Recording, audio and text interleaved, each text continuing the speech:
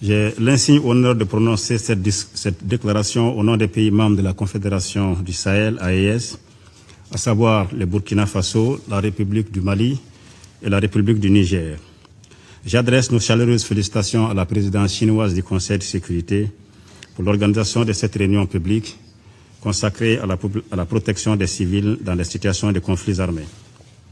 Cette thématique est d'une actualité brûlante pour les 3 pays membres de la Confédération AES qui luttent depuis plus d'une dizaine d'années contre le terrorisme, l'extrémisme violent et d'autres formes de criminalité transnationale organisée soutenues par des sponsors étatiques étrangers. Les terroristes et les sponsors étrangers sont responsables principalement de la mort de milliers de nos populations, y compris des femmes et des enfants.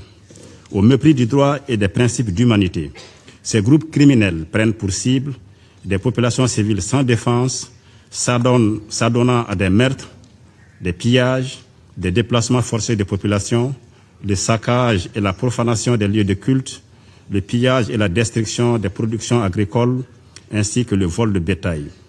Ils sont également auteurs de la destruction des infrastructures civiles, notamment les écoles, les centres de santé, les équipements d'eau et d'énergie. Ils s'attaquent également aux activités économiques et aux voies d'approvisionnement dans nos pays.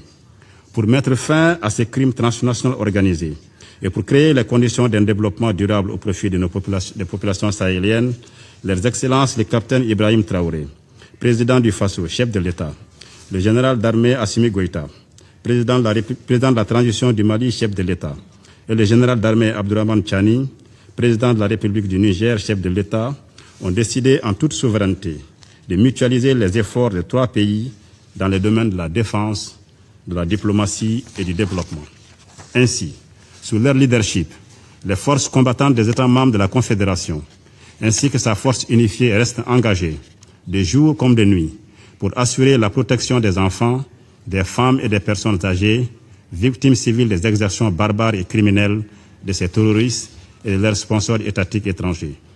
Avec honneur et professionnalisme, ces hommes et ces femmes se battent au prix de leur vie pour garantir à toutes les populations sans distinction aucune la jouissance de leurs droits humains élémentaires, notamment le droit à la vie. Je rends ici un vibrant hommage à nos forces confédérales pour leur engagement et leur sacrifice. Dans un tel contexte, la Confédération AES condamne fermement tous les narratifs mensongers conçus par certains organes de presse des pays impérialistes devenus des relais de la propagande terroriste et qui s'attellent à jeter le discrédit sur l'intégrité, le professionnalisme et la rigueur des soldats du Sahel. Ces médias mensonges se taisent tout curieusement sur les succès quotidiens que remportent nos forces de défense et de sécurité contre ces forces du mal. Nous appelons à la fin immédiate de ce terrorisme médiatique quotidien dont nos pays et nos populations sont victimes. Nous appelons également à tarir les sources de financement du terrorisme, y compris le paiement des rançons pour la libération des otages. La Confédération AES dénonce à nouveau l'agenda subversif de certains États membres de l'Organisation des Nations Unies, dont l'objectif ultime est d'imposer à nouveau leur hégémonie dans nos pays. La Confédération AES accorde une attention particulière aux victimes du terrorisme, civils ou militaires. Chacun de ces États membres dispose de stratégies et de programmes visant à aider les populations affectées, y compris les réfugiés et les déplacés internes.